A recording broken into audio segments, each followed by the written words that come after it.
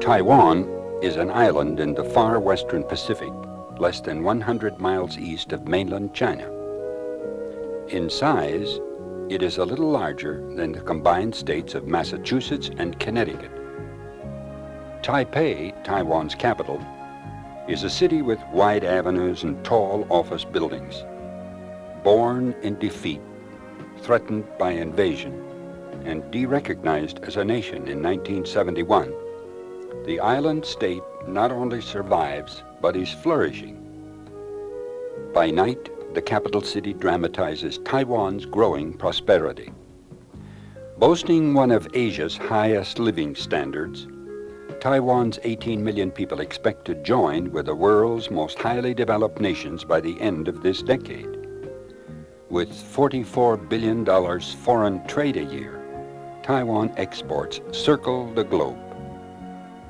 1/3 of the people live on 2 to 3 acre farms. Only 1/4 of the island is arable, so they use much fertilizer and harvest 2 and 3 crops a year from the same fields. Rice, asparagus, mushrooms, pineapple, tea, sugar, sweet potatoes, and bananas are the chief crops. 1,352 people per square mile gives Taiwan the second highest population density in the world. The good standard of living is a reward of discipline and education.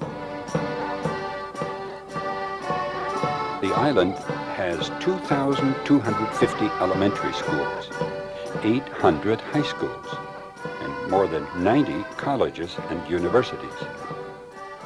Promptly at 8 o'clock in the morning, primary children are in their place outside their school for 1/2 hour of calisthenics and drills. Then, in formation, they march to their classrooms. This elementary school in the heart of Taipei has 5,300 students. The law dictates 6 years of elementary school and 3 years of high school. Class attendance is required 6 days a week, Monday through Saturday. Because there are no church schools, our Seventh-day Adventist children must attend the public schools. Through good relationships developed over the years, the Adventist children attending this large public school near the Adventist complex are excused from Sabbath classes and permitted to make up tests. Religions in Taiwan include Buddhism, Confucianism, Taoism, Animism, and Christianity. The faithful pray through the day to the goddess of mercy, to the rain god, to the god of wealth, war, or whatever. Great statues honoring patron saints, canonized heroes, religious leaders, and famous generals dominate the country. Sculptured Chinese dragons symbolize power and strength. Taoist and Buddhist temples display magnificent stone sculptures, fine wood carvings, and bronze work. Hundreds of memorials honor Confucius, greatest single figure in Chinese history. One of the largest buildings in all Taiwan is the Dr. Sun Yat-sen Memorial Hall, which features exhibition and lecture halls and a research library. Inside is an impressive bronze statue of Sun Yat-sen, the founding father of the Republic of China.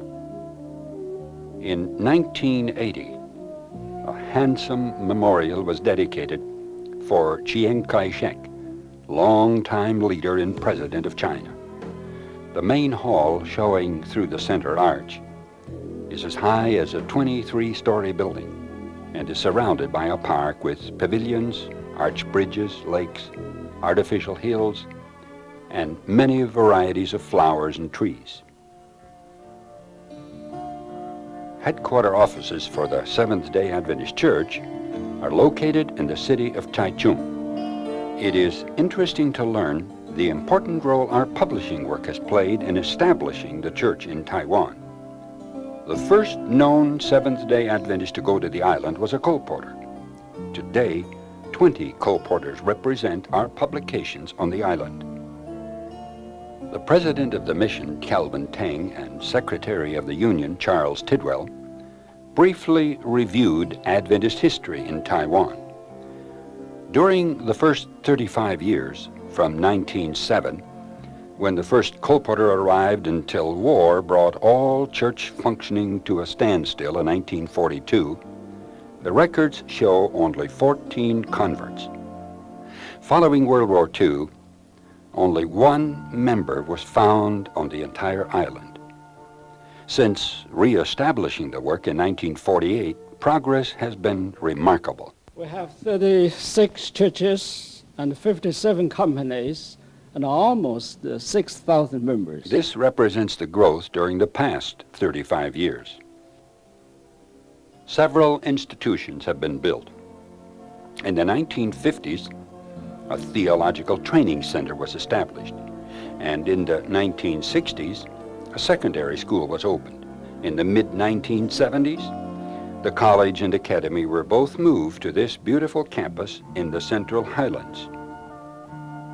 Agriculture has always been an important part of the school program. One of the unique industries at this Taiwan training center is mushroom production. Logs are cut to uniform lengths, then many holes are drilled in each of them. Then a formula for inserting spores into the holes, moving the logs around, and maintaining proper climate and moisture produces tons of edible mushrooms. After harvesting the mushrooms, they must be put through a drying process, then sorted and the stems properly curled and tucked in before being bagged for market.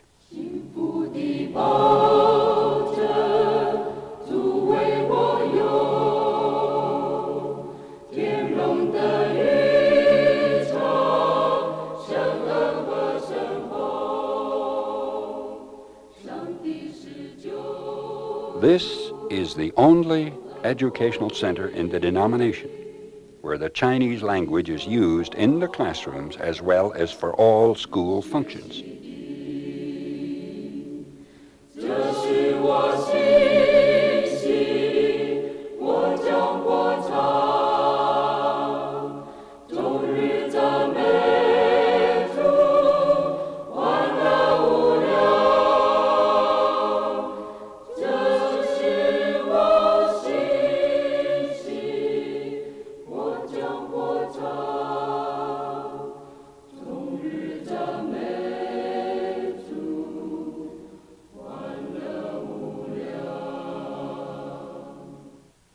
The main Adventist community in Taiwan is located in the capital city of Taipei.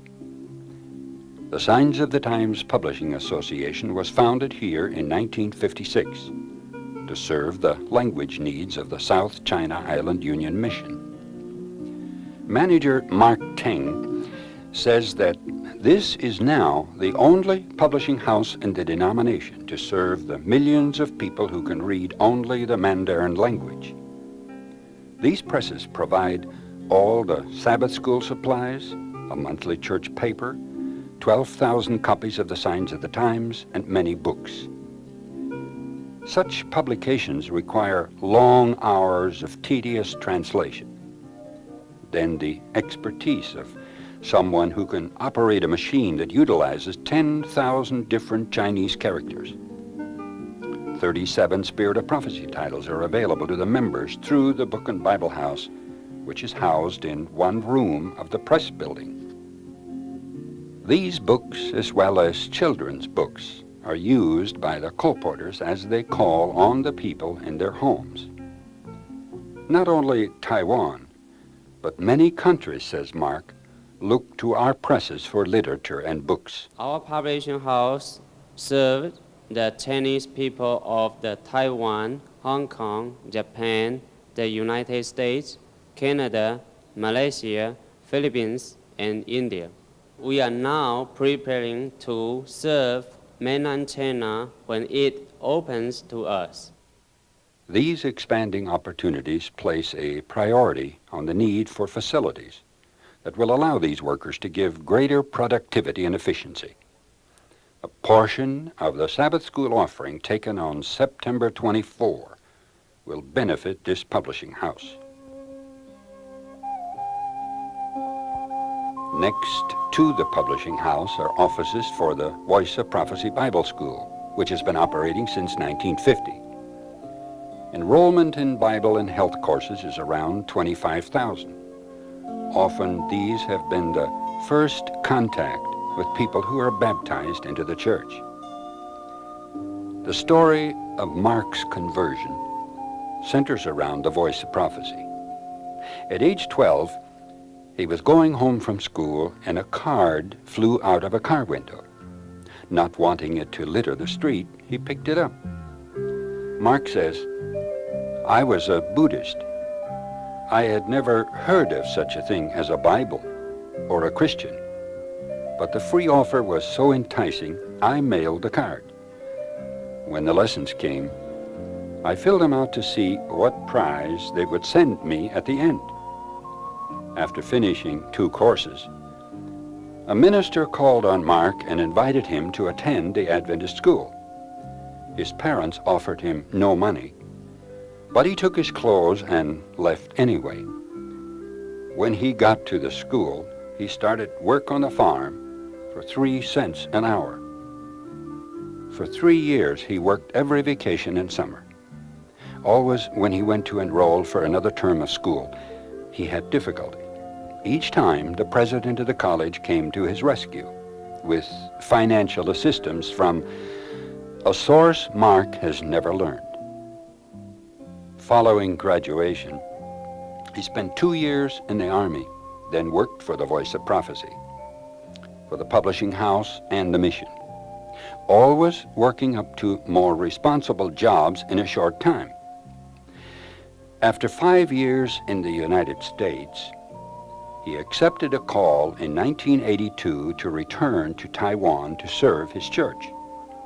"Before I accepted the call," says Mark, "no one told me what my work would be. When I learned I was being given the opportunity to manage this publishing house, I could think of no greater challenge."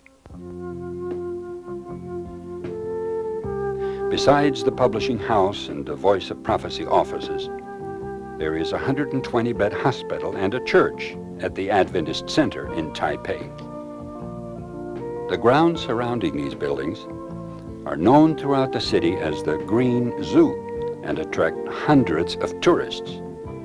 There is a giraffe, peacock, duck, dog, cat, turtle, kangaroo, elephant, burro, goat, camel, caribou, crane, fish, snake, 60 different characters. C.T. Lin, who has worked for 25 years at designing and maintaining the zoo, says it takes about 10 years to grow and shape a shrub into a character. Al Dinninger, who is present hospital administrator, shares the vision of the man whose picture hangs in the Taiwan hospital, the famous China doctor Harry W. Miller.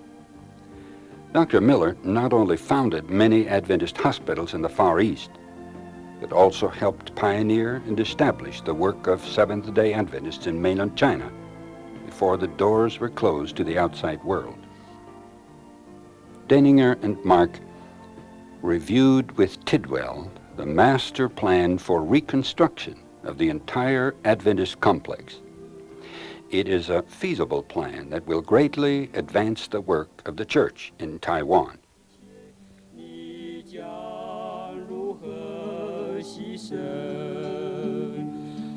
A few years ago, the hospital loaned the church on the complex funds to set up a kindergarten as a medium of making contacts with people. The idea has been a tremendous success. Today, 170 boys and girls, mostly from Buddhist homes, are learning how to pray to the true God.